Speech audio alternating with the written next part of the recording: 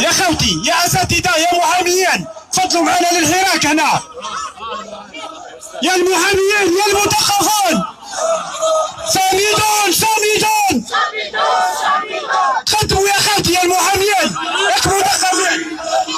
لا نريد لا نريد لا نريد لا نريد الثبات الصحيح، الثبات الصحيح. يا سروال يا سروال.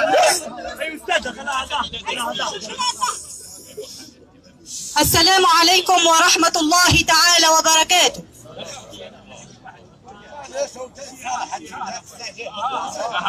هدوء رجاء.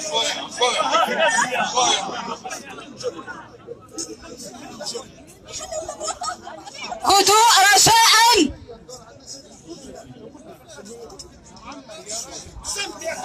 أعيد البسملة، أعيد البسملة احترام، نحن شعب مسلم.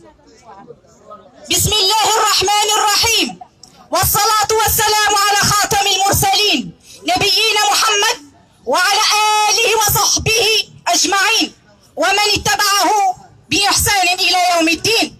أما بعد، معشر الجزائريين، معشر المسلمين، حافظوا على سلمية هذه المسيرات وخذوا حذركم، خذوا حذركم من الناس التي تتسلل هنا ربما لخدمة حزب معين وتنادي تحيا الجزائر، ولكن هدفها خدمة حزب آخر.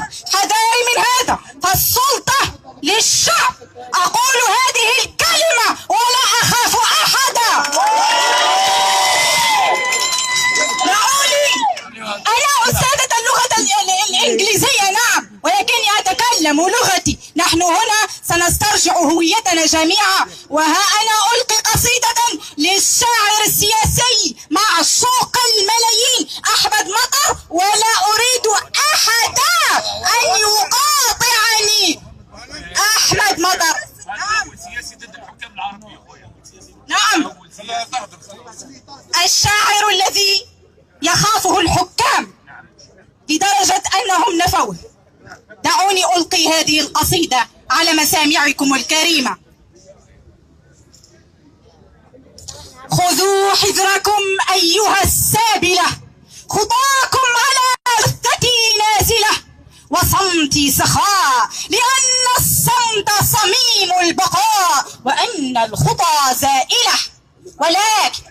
ولكن إذا ما حبستم بصدر الهوى سلوا الأرض عن مبدأ الزلزلة.